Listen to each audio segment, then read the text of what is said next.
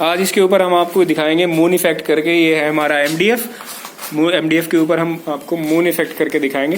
तो सबसे पहले हमें इसकी करनी है सैंडिंग। 220 नंबर से आप सैंडिंग कर लीजिए और इसके कॉर्नर्स को थोड़ा सा राउंड कर दीजिए ताकि इसके ऊपर मटेरियल रुके। इसको राउंड करना बहुत ज़रूरी होता है ताकि मटेरियल प्रॉपर रुके। अगर आप इसको राउंड नहीं करेंगे तो जब आप इसके ऊपर कोट डालने के बाद सैंडिंग करेंगे तो इसके कॉर्नर सारे कट जाएंगे, मटेरियल उतर जाएगा और आपका सारा काम जो कोट आपने डाला है वो ख़राब हो जाएगा। फिर आपको उसको दोबारा से करना पड़ेगा। तो ध्यान से आप इसके कॉर्नर को राउंड कर लें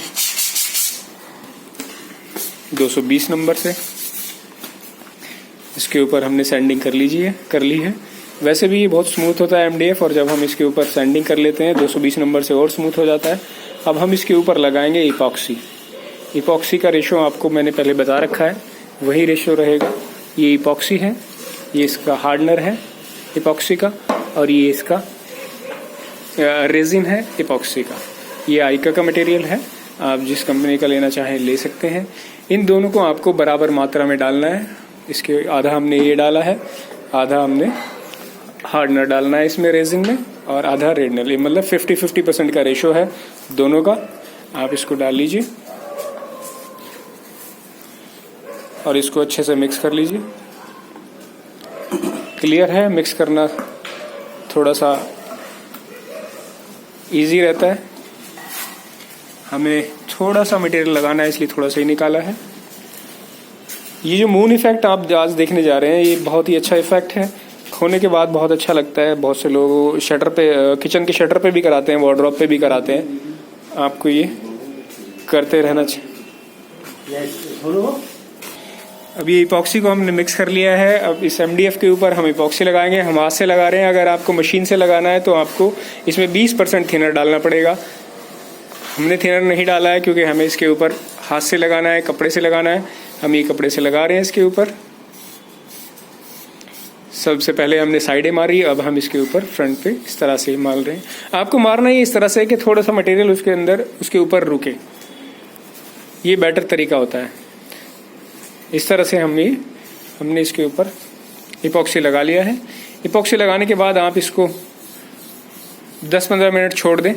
फिर उसके ऊपर हम सेकंड कोट करेंगे। अभी ये फर्स्ट कोट है, ये हमारा फर्स्ट कोट हो गया इपॉक्सी का। उसके बाद मैं आपको अगर रिफ्लेक्शन में दिखाऊं तो इतना रिफ्लेक्शन आता है, इसमें कोई बहुत ज़्यादा रिफ्लेक्शन अभी नहीं है। जब हम सेकंड कोट लगाएंगे तो रिफ्लेक्शन बढ़ जाएगा। ये हमने इसके ऊपर एक कोट लगा दिया है। इपॉक्सी का काम तो आप लोगों को मैं बार बार बता चुका हूँ कि इपॉक्सी क्यों लगाना पड़ता है, उसकी क्या वजह है। तो अब हम इसके ऊपर जब सेकंड कोट लगाएंगे 10 से 15 मिनट के बाद, इसको मैंने यहाँ धूप में रख दिया है ताकि ये जल्दी से सूख जाए, ड्राई हो जाए और फटाफट से वीडियो बन जाए, ज़्यादा आपका समय ना लिया जाए। अब ये सूख जाए तो सेकंड कोट में आपको इसका दिखाता हूँ। ये सूख गया है। अब हम इसके ऊपर आपको जो सेकंड कोट है उसमें सेकंड कोट आपको मैं दिखाऊंगा इसमें मशीन से लगा के। ये इपॉक्सी है, इसमें हमने थोड़ा सा थिनर भी डाल लिया है। अब हम इसको मशीन में डालते हैं ताकि आपको आइडिया हो जाए कि हाथ से भी लगाया जा सकता है और मशीन से भी लगाया जा सकता है। हमने ये मशीन में डाली है। ये वही इपॉक्सी है जो अभी हमने डाला था। अब ये हम इसके ऊपर, वो सूख गया था, अब हम इसके ऊपर दूसरा कोट करने लगे हैं। अगर आप देखेंगे तो मैंने इसके ऊपर सैंडिंग नहीं की है। वो इस वजह से कि हमने इसलिए सैंडिंग नहीं की क्योंकि हमने 10 से 12 मिनट के अंदर ही हम इसके ऊपर सेकंड कोट डाल रहे हैं। जब आपको ऐसा करना होता है, सेकंड कोट जल्दी लगाना होता है, तो आपको सैंडिंग करने की ज़रूरत नहीं है। अगर आधा घंटा 1 घंटा बीत जाए तब आपको सैंडिंग करनी होती है। तो अब ये हम इपॉक्सी का सेकंड कोट डाल रहे हैं मशीन से। ये आप देख सकते हैं। पहले आप इस तरह से टक्कर, जैसे हमेशा मैं बताता हूँ, वैसे मारनी है। मशीन से दिखाने का पर्पज़ ये है कि आप इपॉक्सी को मशीन से भी लगा सकते हैं, हाथ से भी लगा सकते हैं, आप जैसे चाहें लगा सकते हैं। बस जब आप मशीन से लगाएं तो आप उसके अंदर थोड़ा सा थिनर जरूर डाल लें। अब मेरी आवाज़ थोड़ी आपको कम आएगी क्योंकि मैंने मशीन चला दी है। और जब आप स्प्रे कर दें तो फिर आपको मशीन धोनी है इस तरह से। और ये देखिए, अभी मैं आपको दिखाता हूँ कि ये देखिए सेकंड कोट ये लग गया है इसका। सेकंड कोट लगने के बाद अभी क्योंकि हाल ही में लगा है तो इसके अंदर इतनी चमक या शीन आने लगी है। सेकंड कोट में, फर्स्ट कोट में ये शीन बिल्कुल भी नहीं थी। अब ये रिफ्लेक्शन इसमें दिखने लगा है आपको। मैं पहले कंप्रेशर बंद करता हूँ। ये आपको इसलिए दिखने लगा है रिफ्लेक्शन क्योंकि इसके ऊपर सेकंड कोट लग गया है।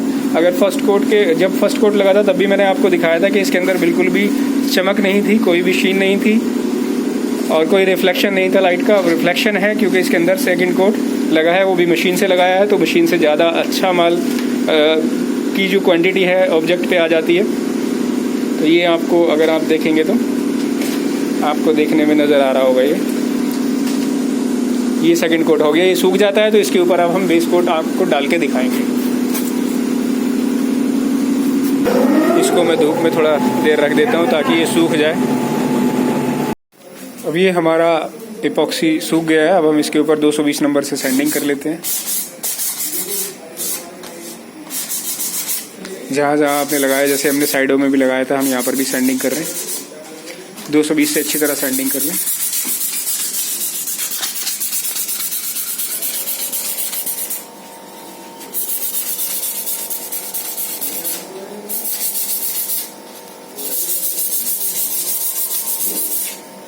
ये सैंडिंग, दरअसल इसमें पीयू में जो सैंडिंग होती है उसका बहुत बड़ा रोल रहता है।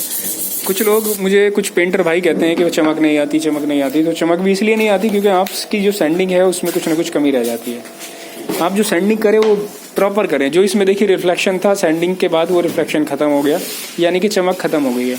तो हमें जो सैंडिंग करनी है वो जब भी सैंडिंग करें, चाहे हम बेस पे करें चाहे हम कहीं भी करें, वो हमें ध्यान से करनी है सैंडिंग प्रॉपर से। अब हम इसके ऊपर डालेंगे बेस कोट। ये है बेस कोट हमारा, polyurethane coat, PU white filler base coat. इसके ऊपर लिखा है कॉम्बो पैक, 2 लीटर की पैकिंग है। इसका जो रेशियो है वो इसके ऊपर लिखा ही है, 900 ml, 400, 700 ml। बाकी अभी हम आपको बता भी देते हैं बेस कोट में क्या क्या आता है, मैं आपको बता देता हूँ। ये है बेस कोट हमारा, और इसमें ये है देखिए थिनर, और ये है इसमें हमारा रेजिन, और ये है हमारा हार्डनर। तो ये हमारा हार्डनर हो गया। इसका रेशो भी अभी आपको दिखा देते हैं, बता देते हैं कैसे डालना है, कैसे मिक्स होना है। पहले हम ये बेस कोट को खोल लेते हैं। दूसरा पार्ट यहाँ खत्म होता है। अब मूनी फैट का आप तीसरा पार्ट देखिए।